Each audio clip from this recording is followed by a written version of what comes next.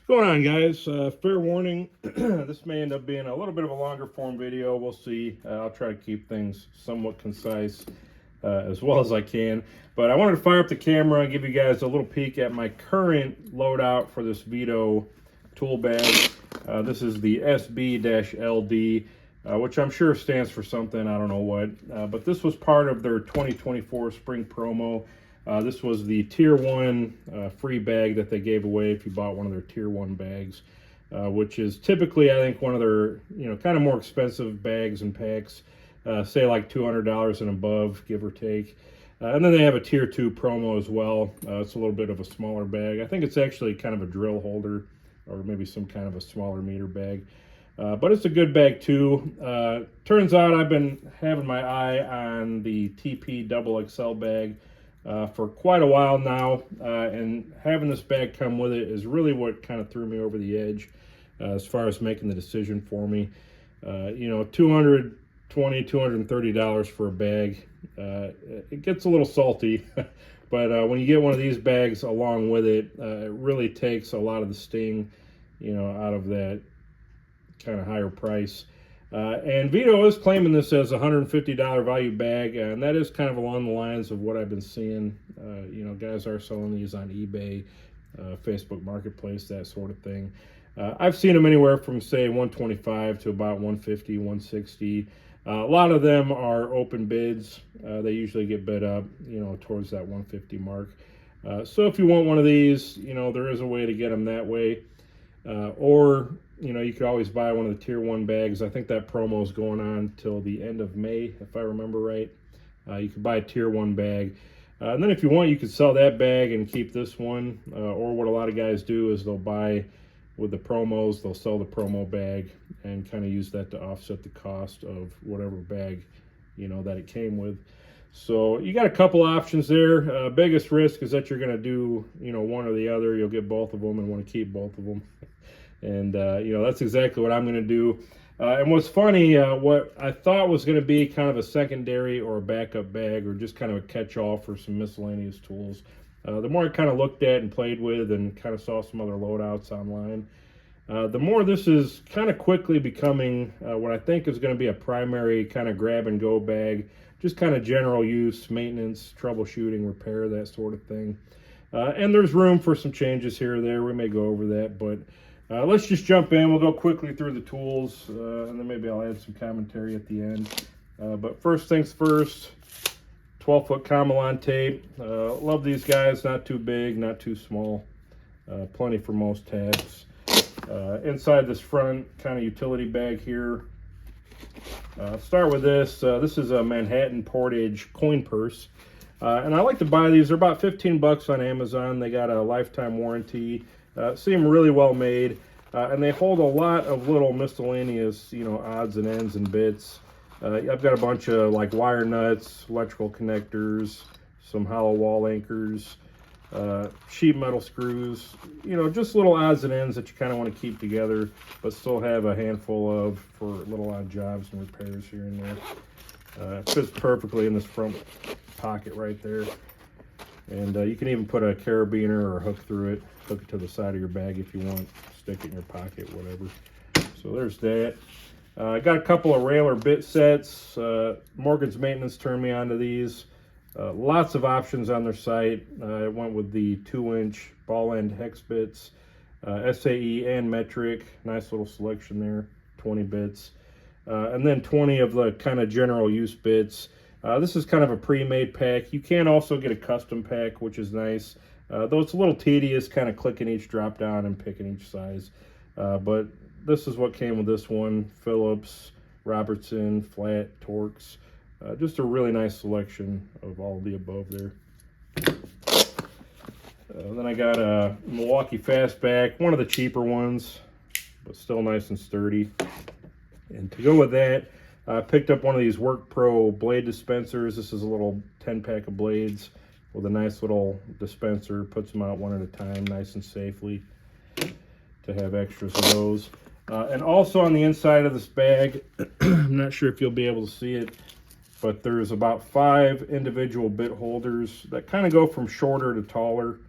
So they do taper down a little bit. I've got one Malco flip bit in there, just a shorty. I could probably add a few more in there, but you know, just some extra storage for that kind of thing.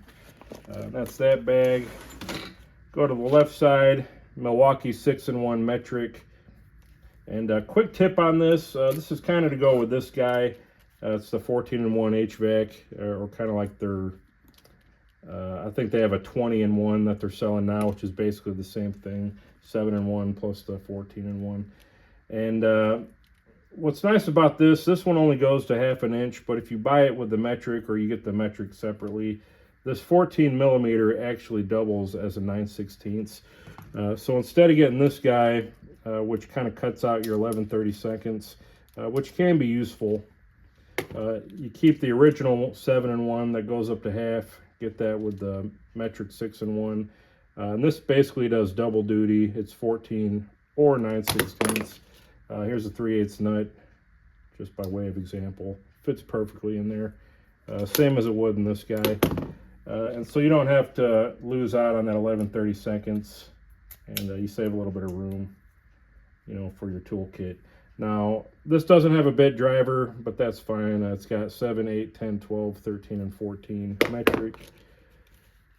And then the 1/4 through 1/2 on these. Really handy. Extra bits in the handle. So there's those guys. Milwaukee folding jab saw. This is the drywall version. They also make a metal blade version, or one that comes with a metal blade. These handles are basically identical, just FYI. Though I did have trouble fitting this guy into this handle. This one fits in this one fine. The packages claim that they both take any Sawzall style blade, you know, wood, metal, or otherwise. But I did have some trouble putting this larger blade into this guy. It fit in, it locked in, but it wouldn't come out. I had to take the handle apart. So just a quick note of caution on that. This is one I'm carrying, 20 bucks. And I guess I can give prices on some of this stuff, but I've also got some ball end hex wrenches. These are by Gear Wrench. They got kind of this different little holder that opens up. I guess theoretically making these easier to get at. I don't know if it really works. It's maybe just one more thing to break or to kind of fuss with, but there's those. A little bit redundant with the railer bits, but this one does have a couple additional sizes that railer kit doesn't. So that's why I got this one. I think the metric is pretty much the same. I have to look, but I still like having those as backups. Got a 6-inch channel lock wide as wrench. These are really high quality, reasonably priced. I think I got the combo kit here, actually the 10 and the 6, for about 40 bucks plus shipping. They open a little wider than your average adjustables, real comfortable handles. And I've used a ton of these. They work really great. They hold up well. And then, you know, here's a couple carabiners that came with the railer bit set. Just clip those to the side of the bag. Then lastly, for this side, I just started making these. These are available on my website at RileyKnifeandTool.com. This is just a little Apple AirTag holder that I clip on the side of the bag. Just as a little bit of an insurance policy. So AirTag just slides right in there. It's pretty low profile, just clips on there. You almost wouldn't even notice it. But God forbid you leave this bag at a job site, you know, forget where you put it. Maybe somebody borrows it or walks off with it. That might give you a little bit of a chance to keep track of it. So I got that clipped on there. Doesn't take up any room. And let's go to this side. Milwaukee Inksol, you know, just one of the permanent markers I had laying around. There's other brands I actually like a little bit better. RevMark, for instance, I carry one in my pocket daily. I need to get a few more. I'll probably replace that, you know, with this when I get some more. But, you know, everybody knows about those. Precision screwdriver, good for thermostats, terminal strips, that sort of thing. This is the Vera 030105. Just a nice general use size. I mean, these things are handy for a lot of stuff. Here's a C.H. Hansen magnetic stud finder. No batteries required. Comes with a little level for level or plumb. It's got detents for a little bit more accuracy. For as accurate as you can get with a little like 2.5, 3-inch long item here. But really strong magnets. I can actually even put this down on my bench, you know, through this hardboard here. This is probably about 3/16 hardboard. I can feel the screws that are underneath this. They take a little bit of getting used to, a little bit of finesse, but they actually work really well. You rarely get a false positive. If you do, it's actually a positive, but it might be a screw that, you know, somebody put in a void and they just mudded over. But they work pretty well, and you can use them to magnetize your screwdrivers, that sort of thing. Throw a string on it if you drop a tool down a hole and fish it out. So, you know, they've got multiple uses, even for just a quick and dirty leveling or plumbing of something. You could use it for that too. So I'm just going to leave that clip to the side there. Put a little SB-ner on there just to keep it in a spot. And this is just a 3-inch Phillips bit for my impact. I'll get to that in a minute. But moving on, Centronics. This is an AC sensor model 3115. By far my favorite non-contact voltage detector. The sensitivity on these things is perfect. Even with some of the higher end detectors like Fluke, I've used a lot of the Klein models. I mean, you can get like 2 inches away from a hot wire and it'll start lighting up. This guy, I mean, you got to get right on it. And what's nice, and you can see maybe through the camera, one side is not lighting up, the other side is. So we got hot, neutral on this side. That's how sensitive this is. So if you're working on 3-phase equipment, maybe you're in a switch box or a fuse box and you think you dropped a leg, maybe you don't have your meter on you, or you don't have anywhere to easily stick a probe. This guy can go, you know, right side by side on those 3 legs and find the one that's dropped out, you know, 9 times out of 10. Really well made, really effective.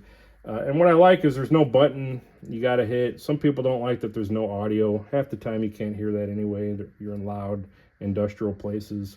But if you're worried about the batteries dying, I carried one for months, had no issues. And if you're trying to test it, you know, you can just rub it on your arm, or, you know, sometimes just popping it between your fingers like that. I don't know if it's static or what, but it'll light up and show you that the battery's still good. So moving on, Icon flex head ratchet and bit set.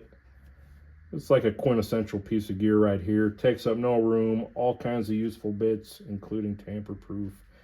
Only 40 bucks from Harbor Freight, and it's got a lifetime warranty. Love this thing. Need to get a couple more actually. Then I got an 8-in-1 stubby with one of my Riley knife and tool sheaths. Again, you can get these at RileyKnifeandTool.com. Little side plug there. It's got the super stubby mod. Typical bits that come with it. And what's nice, I can hang this on the bag with a carabiner or this SB-ner, or I could just stick it in a pocket right there, still accessible, and I don't have to worry about losing it or having to dig for it.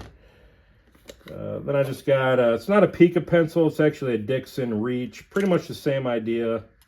Comes with a plastic sheath. Lead is extendable, retractable. There's a sharpener in here. I've got some extra leads in the back pocket there. Those will probably make their debut here in a minute. But there's that. Favorite wire strippers quickly became my favorites by Knipex. These are the forged wire strippers. Everything you need for most basic, you know, stripping and wiring tasks. Love these guys. Phenomenal plier ends, by the way. Then on this back side, I got some Teflon tape. Black, white, red. This is good for use with a Sharpie for labeling. This is good if you're maybe running some standard Romex and maybe you're running a 220 circuit. Put a little bit of red tape on the end. You guys know how it works. So there's that side. This side, I've always wanted one of these leather-handled S-Wings. Finally got one. This is a 12-ouncer. I was originally going to get the VHA electrician's hammer, the 300-gram hammer. It's about 10 ounces, give or take. And it's actually about the same price as this hammer until you include shipping, custom fees, VAT pricing, or whatever the heck that is. That $30 to $40 hammer turns into about an $80 to $100 hammer. And I just didn't want to spend that much money at the time. You know, if anybody wants to They gave me one for Christmas, so I won't complain. I'm honestly surprised there aren't more U.S. distributors that have those more widely available, you know, at kind of a better cost than what they're going for. But this is basically the same size hammer. The claws maybe not as straight, but pretty much the same length and dimensions. A couple ounces heavier. Really comfortable handle. And just a great American-made hammer. So you guys know what those are for. Demo driver, this is a cheap one. If I beat it up, tear it up, break it, it's not going to bother me at all. Hart brand from Walmart. I forget what I paid for this. Not very much. 5/16 bit, through tang, strike plate, basic stuff. Also a Hart brand, couple of basic flat pry bars. This is like a mini Wonder bar. This is more of a scraper. And then the last little Hart brand guy. These kind of heavy shears. Milwaukee, I think Wiss makes something similar. These are 12 bucks. I've got probably 4 or 5 pairs of these, you know, all around the house and shop and even at work. They work great. Cutting zip ties, paper, leather, plastic, opening these stupid, you know, little clamshell packages. Just really handy. I originally debated having the Knipex electrician shears, but honestly, you know, I could do just about anything with this as I can with those shears.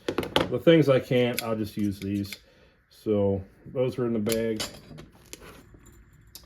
Oh, and by the way, for this folding jab saw, I made a little Kydex holder for some extra metal blades, a couple Lennox bimetal or medium duty blades. So those fit in there just as backups. This is a Vessel 2200 MBH bit holder, nice magnetic tip, decent length, really comfortable. It ratchets, converts to a real nice little stubby, which also ratchets. And this isn't magnetic. It's got a little split ring inside it, but it works well with these other bits that I've got in the pack. So, you know, kind of pulls double duty.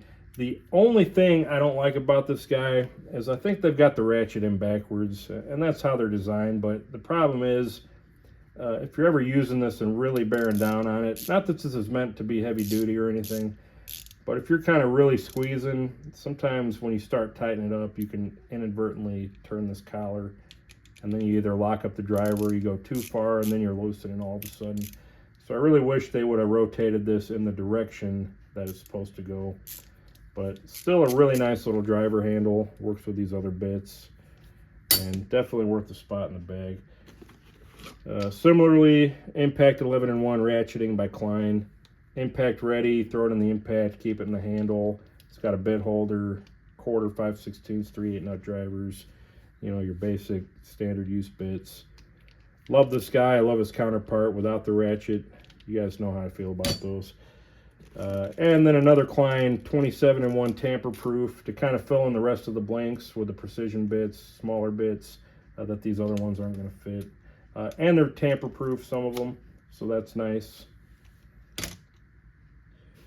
8-inch needle nose. These are just some cheapies. You know, Klein probably makes some of my favorite. Channel Lock's a close second for their 8 inches. They're about twice the price as these, and these work just about as well, I would say. High leverage privet, good cutters, little nut holder, so that's an extra feature. Lanyard hole. Just a nice comfortable pair of needle nose pliers, 8 inches long, my favorite length. And not trying to be dirty there, but lifetime warranty too, and only 12 or 13 bucks at Home Depot, so really hard to beat. Tapered alignment punch or pin punch. This is good for driving pins or hinge pins. You know, anything you need a pin or a punch for. This is USA made, Tecton brand, 10 bucks on Amazon, 3/16 tip. Good for aligning motors and bases or other holes. You know, it's just one of those things you grab every once in a while, and it really comes in handy. And then part of this set, I actually did a separate video on the channel. Did one specifically for these, but then one for this whole kit as well. This is kind of the electrician's combo, 10-inch straight dikes or diagonal cutters. 9 1/4-inch basic linemen's, forged wire strippers. A little pricey, about 125 bucks for the combo, but I think worth every penny. And then last in this front part is Ideal billet level.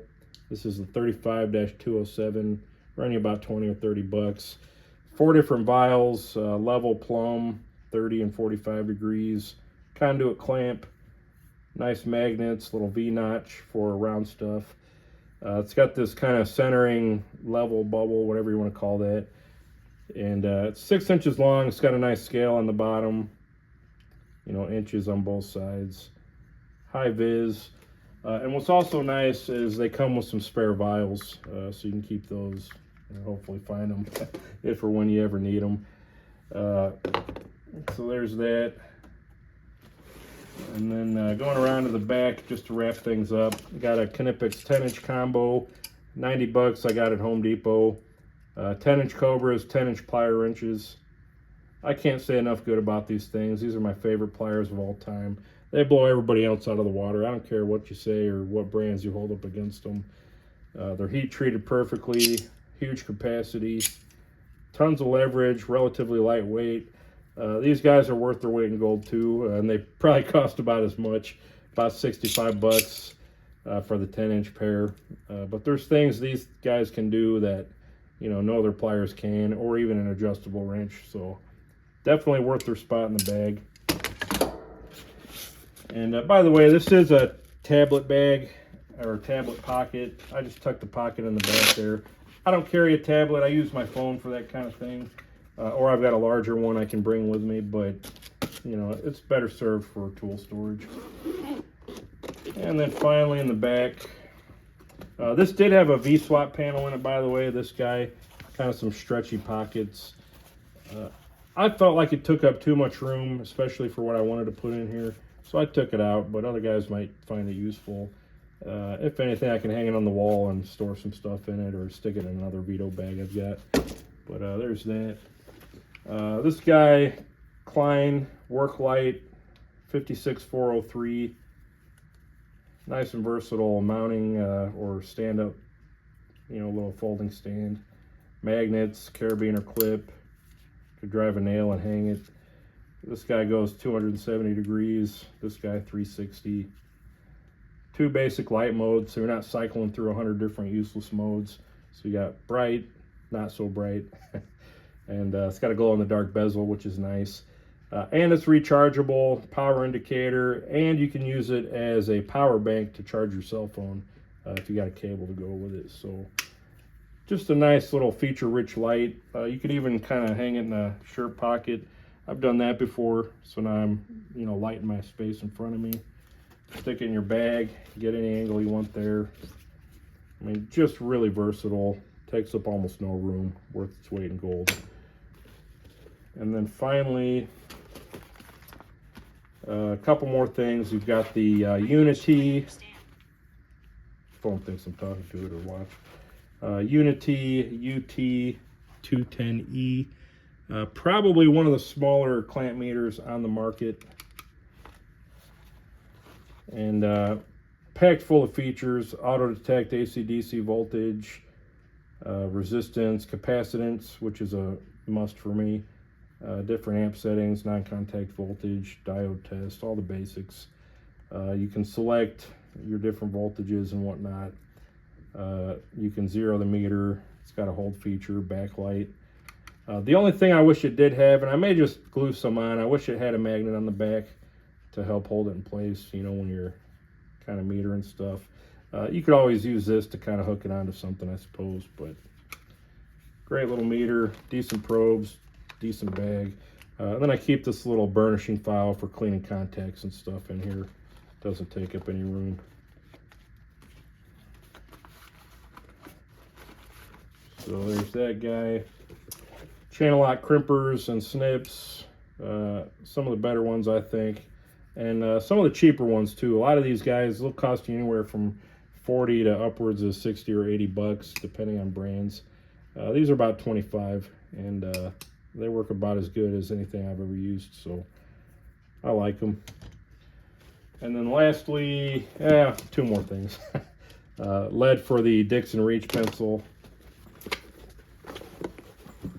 Just a small handful, 3-4 pairs of nitro gloves. And now, last of all, Milwaukee Fuel Impact M12. I'm using a 6 amp hour battery. These things last forever. It's actually a knockoff brand, but you know, you get 2 of them for like 25, 26 bucks off of eBay.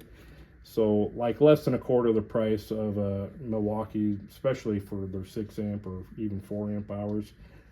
I don't think it's actually 6. It's probably closer to like 4.5 or 5. I'm fine with that. They last a long time. You know, they've held up well. They work well.